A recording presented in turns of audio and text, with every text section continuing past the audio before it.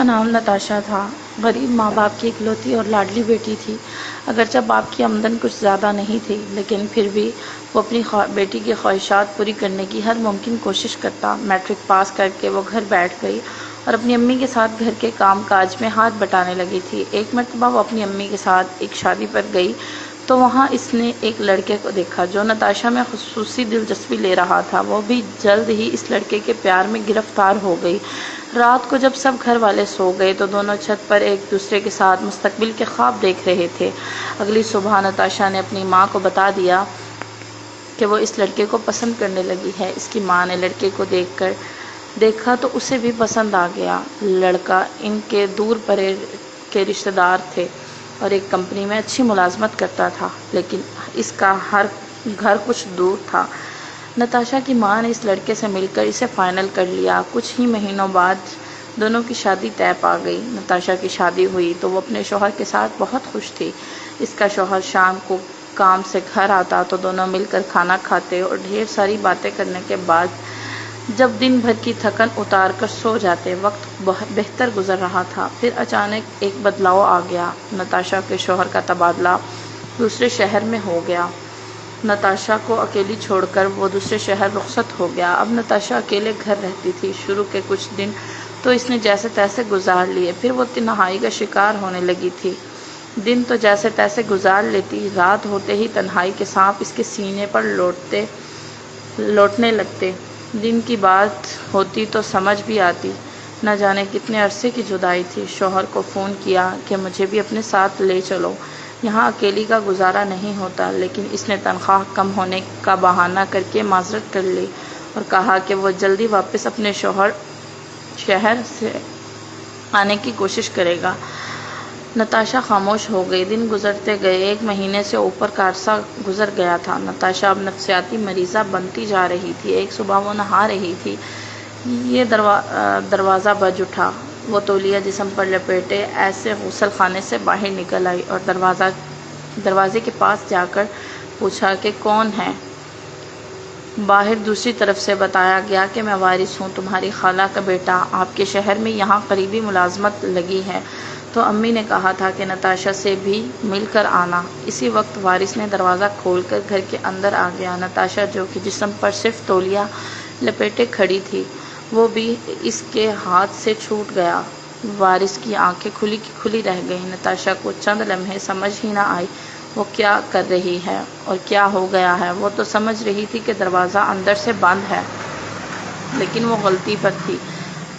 دروازہ کھلا رہ گیا تھا اور اس کا جواب دینے پر وارث نے ہلکا سا دھکا دیا اور دروازہ کھل گیا۔ یہ عین وہی لمحہ تھا جب تولیہ نتاشا کے ہاتھ سے چھوٹ کر گر گیا۔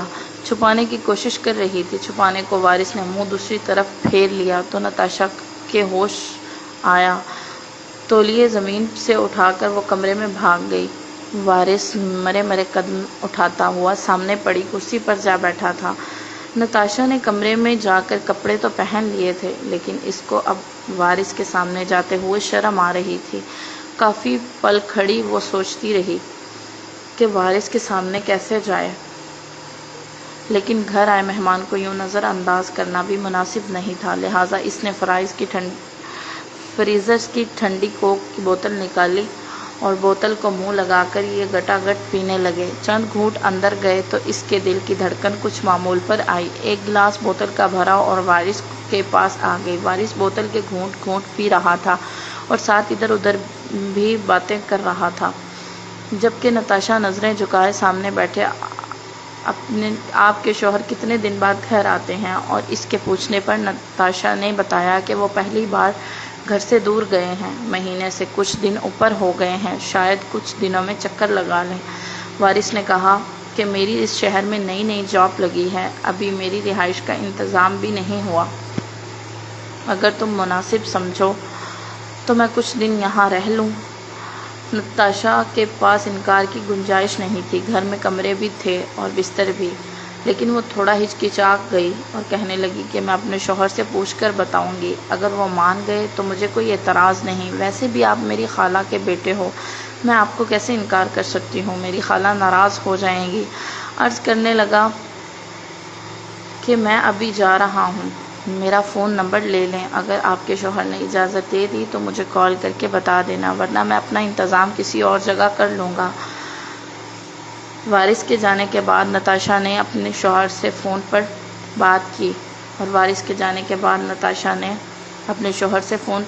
کی اور ساری صورتحال بتائی تو اس کے شوہر نے کہا، وارث کے رشتے میں آپ کا بھائی لگتا ہے اور میری طرح مجبور ہے اور نوکری کے سلسلے میں یہاں آیا ہے، سونے کے لیے ایک کمرہ دے دو اور میں کوشش کروں گا کہ 15 دن بعد چھٹی لے کر گھر آؤں گا۔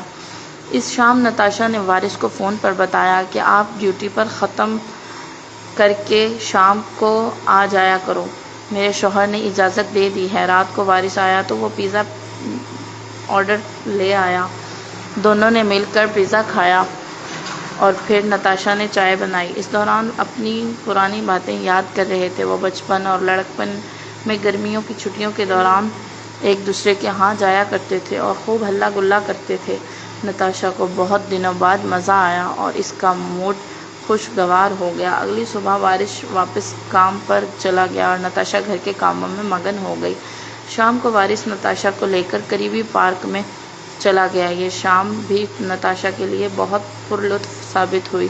رات کو وہ بستر پر لیٹی سوچ رہی تھی کہ اس کے شوہر نے بھی اس کو کبھی باہر کھانا نہیں کھلایا، نہ ہی کبھی گھمانے کے لیے باہر لے گیا، جبکہ وارث کتنا زندہ دل لڑکا ہے۔ وہ سوچوں میں گم تھی کہ اچانک باہر بلیوں کے لڑنے اور گھرانے کی خوفناک آوازیں آنے لگیں۔ نتاشا کا دل لرز گیا۔ وہ بستر سے اٹھی اور دوسرے کمرے میں اپنے خالہ زاد وارث کے پاس چلی گئی۔ وارث سمجھ گیا کہ نتاشا ڈر کے مارے اس کے پاس آئی ہے اور اس کے کہنے پر اس کے ایک کونے میں سمٹ کر لیٹ گئی۔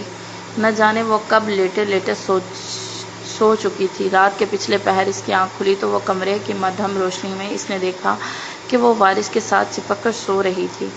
وہ شرم کے مارے پانی پانی ہو گئی۔ اس نے الگ ہونا چاہا لیکن وارث نے اسے اپنے ساتھ لپٹا لیا۔ نتاشا کو کوئی مزاحمت کام نہ آئی اور اس سے وہ سب کچھ کر ہو گیا جو وہ اپنے شوہر کے ساتھ کرتی تھی۔ اگلی صبح وہ جاگی تو وارث کام پر جا چکا تھا۔ وہ بستر پر لیٹی اس کے بارے میں سوچتی رہی۔ بہت دنوں بعد وہ اپنی طبیعت میں خوشگوار تبدیلی محسوس کر رہی تھی۔ اب اس کو اپنے شوہر کی بالکل بھی طلب نہیں ہوتی تھی۔